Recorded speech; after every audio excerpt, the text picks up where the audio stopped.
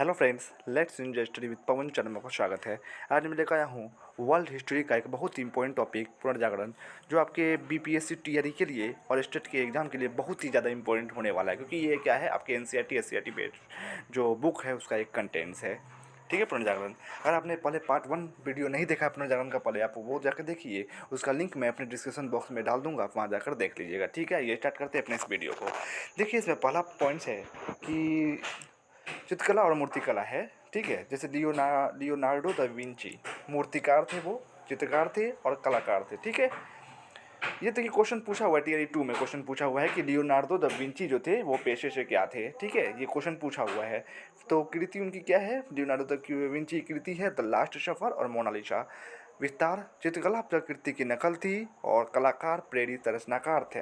दूसरा नंबर पे आइए, माइकल एंजेले।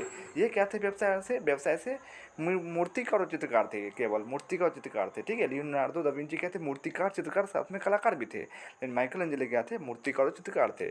कृति क्या है इनकी, डेविड है, पिएता है, सिस्टीन है, चापेल में चित्र है, ये सब है। ठीक है, विस्तार मानवीय रूप की उपस्थिति, शक्ति और विलक्षणता को बता रही थी। ठीक है, राफेल क्या थे, वो चित्रकार थे। इनकी कृति है सिस्टीन, चापेल में चित्र और मैडोना और चिरगी चिरगी का चित्र। ठीक है, फिर है विस्तार है पोप की सेवा में कार्य। यह चित्र बुद्धि और प्रतिष्ठा को प्रदर्शित करता है। ठीक है, फिर है लोरेंजे गिवर्टी। ये क्या थे, मूर्तिकार थे। फ्लोरेंस स्थित बैप्टिस्ट्री के लिए 2 कांस्य दरवाजे इन्होंने बनाए थे, कीर्ति है। फिर है विस्तार, यह दरवाज़ा स्वर्ण द्वार के समान था। ठीक है, पांचवा ये डोनेटेलो। ये क्या थे, ये भी व्यवसाय से मूर्तिकार थे और कृति इनकी क्या है, डेविड की कांस्य प्रतिमा, सेलिन ग्लोएथ के शरीर के ऊपर विजय चिन्ह। इनकी विस्तार देखिए, कला के क्षेत्र में प्रथम नग्न मूर्ति जो 13 फुट लंबी थी, यह मानवीय रूप की सुंदरता को दर्शाती है। ठीक है, चलिए नीचे चलते हैं अब हम। देखिए, पुनर्जागरण काल के कलाकार कला को जीवन का प्रतिरूप समझते थे। ठीक है, जीवन का प्रतिरूप मतलब फोटोकॉपी समझते थे। इसके लिए प्रकृति और मानव प्रवृत्तों, पेड़ पौधों, पशुओं और मानव की शारीरिक संरचना का गहन अवलोकन करना आवश्यक था।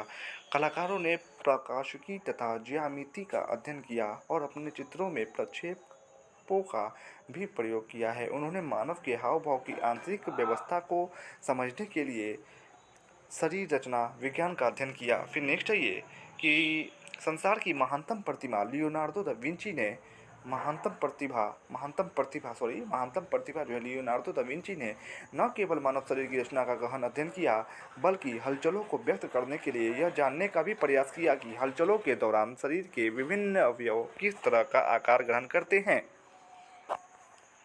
फिर नेक्स्ट आइए, कला से इंद्रिय सुख प्राप्त करना कला का न्यायोचित उद्देश्य माना गया है। पुनर्जागरण के कलाकारों ने मानव के धार्मिक पहलुओं की बजाय उसके भौतिक पहलुओं पर ध्यान दिया। पुनर्जागरण काल के कलाकारों की कृतियों में जो भी परिपूर्णता थी, वह महज दैवीय नहीं थी बल्कि मानवीय भी थी। ठीक है, फिर नीचे आइए, पुनर्जागरण की चेतना की पूर्ण अभिव्यक्ति इटली के जिन 3 कलाकारों की कृतियों में देखने को मिलता है, वे हैं Leonardo da Vinci, Michael Angelo और राफेल। ठीक है, फिर नेक्स्ट है ये लियोनार्डो दा विंची बहुमुखी प्रतिभा के व्यक्ति थे, यानी ये बहुमुखी प्रतिभा थे, यानी बहुत एक से अधिक प्रतिभा थे इनके पास। वह चित्रकार भी थे, मूर्तिकार भी थे, यंत्रविद भी थे, वैज्ञानिक भी थे, दार्शनिक भी थे, कवि भी थे और गायक भी थे। आदि अनुभवों से परिपूर्ण थे, इसीलिए बहुमुखी प्रतिभा के साथ बोला गया इनको। उन्होंने एक हवाई जहाज का भी मॉडल भी बनाया था। उनके 2 सर्वाधिक प्रसिद्ध चित्र है द लास्ट सफ़र यानी अंतिम भोज और मोनालिसा। ठीक है, फिर नेक्स्ट जगह पर चलते हैं। एक मूर्तिकार के रूप में माइकल एंजेले की प्रतिभा यूनानी मूर्तिकारों के टक्कर की थी। वे एक श्रेष्ठ चित्रकार और वास्तुविद थे। उनके सबसे चित्र जो है वेटिकन यानी रोम के सिस्तीन गिरजाघर की छत पर अंकित है। ठीक है, सिस्तीन गिरजाघर की छत पर अंकित है। उनके जो बेस्ट उनका जो चित्रकार है वो इनके